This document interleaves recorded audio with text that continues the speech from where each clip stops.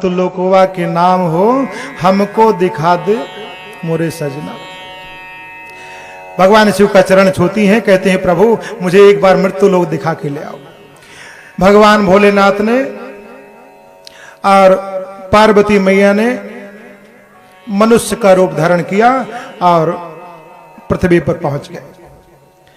जब पृथ्वी पर आए तो मैया ने कहा कि प्रभु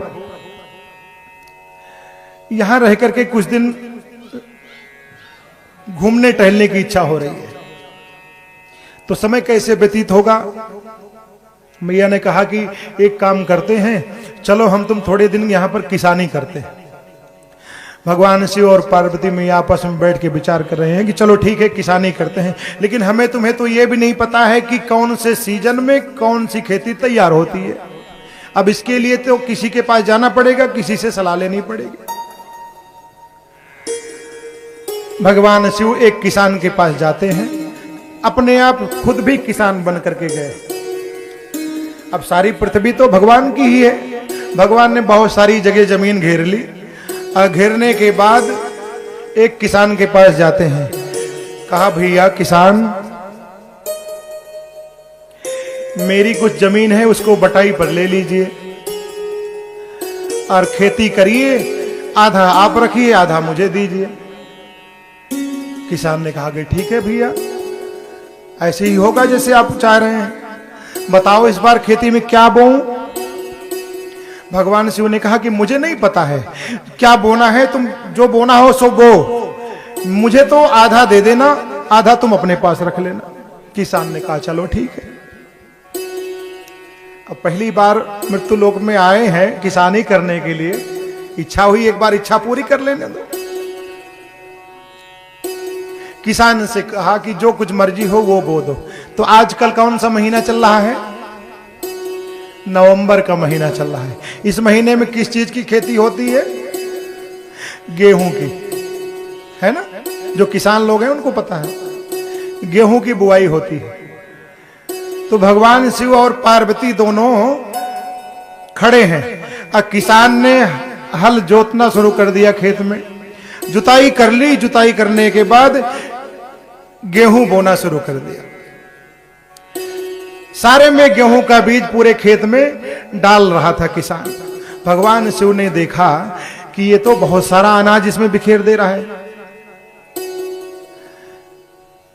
किसान को बुलाया, किसान को बुला करके कहा कि भैया देखो ऐसा है,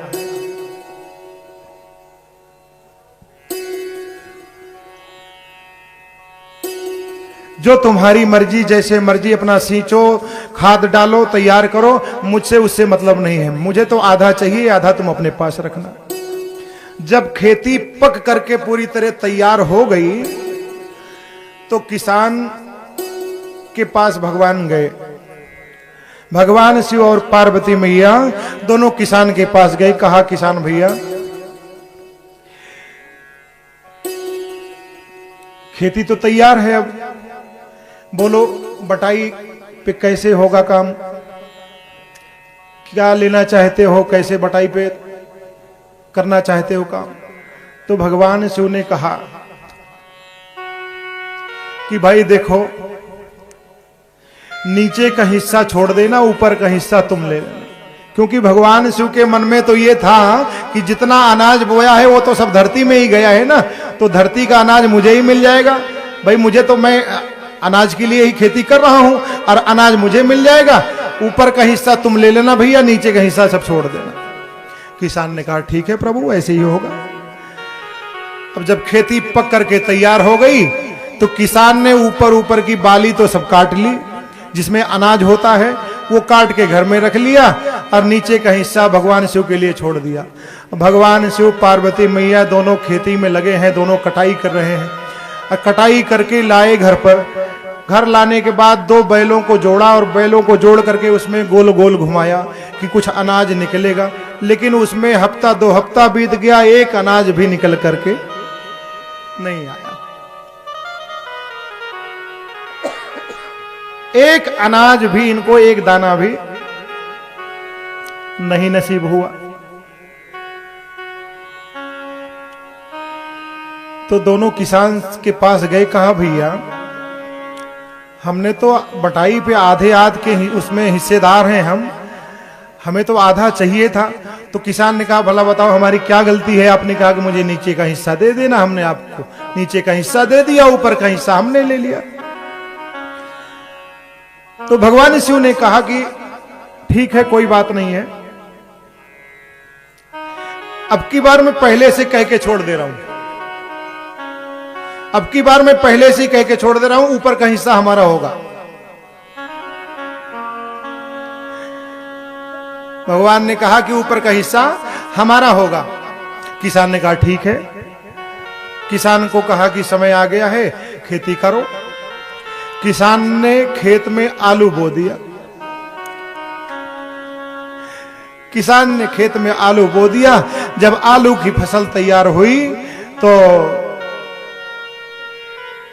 किसान ने कहा कि देखो पिछली बार जो है ना, पहले मुझे लेना पड़ा था, मैंने बाद में आपको छोड़ा कि भाई तुम बाद में ले लेना, पहले हमें काट लेने दो। अब की बार तुम्हारा नंबर, तुम जाओ पहले ऊपर का हिस्सा काट लो, फिर उसके बाद हम ले लेंगे। भगवान शिव पार्वती मैया दोनों गए और सारी खेती की जो आलू का पौध खड़ी थी सब उन्होंने काट लिया और काट के घर ले आए। अब उन्होंने सोचा कि इसमें मुझे कुछ मिलेगा, लेकिन वो तो सब पानी, कुछ नहीं है। उस पे जब बैलों को घुमाया तो उसमें क्या कुछ निकलने वाला था? उसमें तो मात्र के पानी बन गया सबका, क्योंकि आलू तो नीचे जमीन में, धरती में होती है, पौधे में तो कुछ निकलना ही नहीं है। दोनों परेशान। 2 साल का समय बीत गया, 2 बार की खेती में मुझे कुछ हाथ नहीं लगा। पार्वती मैया कहने लगी कि देखो भोलेनाथ, हर जगह तुम अपनी ही चलाते हो, हर जगह अपनी ही चलाते हो, अब की बार मुझे बात करने देना किसान से। भगवान शिव ने कहा चल ठीक है, तू ही आगे हो जा, देखता हूं तू ही क्या कर लेती है। तीसरी बार जब नंबर आया तो पार्वती मैया मिलने के लिए गई किसान के पास। कहा कि देखो भैया, सुन लो मेरी बात, खेती जैसे तुम्हारी मर्जी वैसे कर लो, लेकिन इस बार नीचे और ऊपर का दोनों का हिस्सा मेरा होगा। नीचे का हिस्सा भी मैं ही लूंगी और ऊपर का हिस्सा भी, क्योंकि न जाने इसने तो मुझे ठग लिया, न जाने नीचे कुछ मिले न जाने ऊपर कुछ मिले, इसलिए मुझे ये दोनों हिस्सा हमारा होगा। किसान ने कहा कि ठीक है, मैं, कोई बात नहीं है, मुझे कोई फर्क नहीं पड़ता, सब मंजूर है। किसान ने इस बार खेती में मक्की बो दी, और मक्की जो होती है वो बीच में होती है। मक्की कभी ऊपर नहीं होती ना नीचे होती, वो बीच में होती। किसान ने मक्की बो दी। संजोग ऐसा, भगवान शिव को पार्वती को कहा कि भाई देखो, खेती तैयार है, खेती तैयार है, ऊपर नीचे का हिस्सा ले लो, बीच का हिस्सा हमारा छोड़ देना। अब भगवान शिव पार्वती दोनों गए और ऊपर नीचे का हिस्सा सब काट लिया, और बीच बीच जहां पर दाना होता है वो सारा हिस्सा सब छोड़ना पड़ गया, क्योंकि पहले से बात तय थी लिखा पढ़ी के साथ। कुल मिलाकर के बात ये रही कि भगवान के हाथ कुछ भी नहीं लगा, कुछ नहीं लगा भगवान के हाथ। तो ये धरती के लोग जो है ना, बहुत तेज है, बहुत होशियार है। सच बात तो ये है कि ये स्वयं अपने आप को भी भगवान ही समझते हैं, और वास्तव में है भी, क्योंकि हमने आपको बताया कि ईश्वर अंश जीव अविनाशी, अचेतन अमल सहज सुख राशि।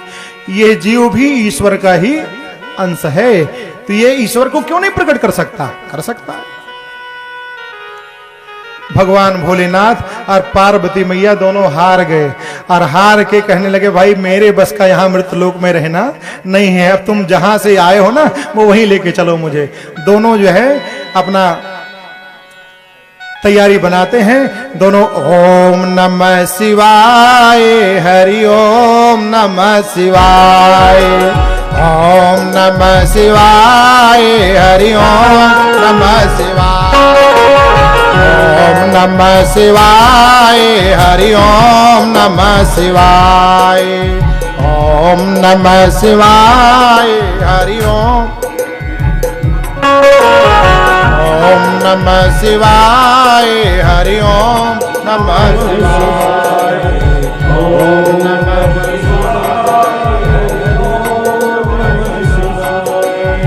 ओम नमः शिवाय हरि ओम नमः शिवाय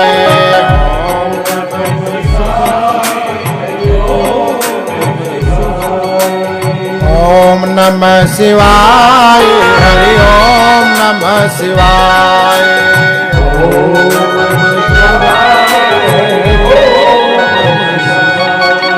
बोलिए शंकर भगवान।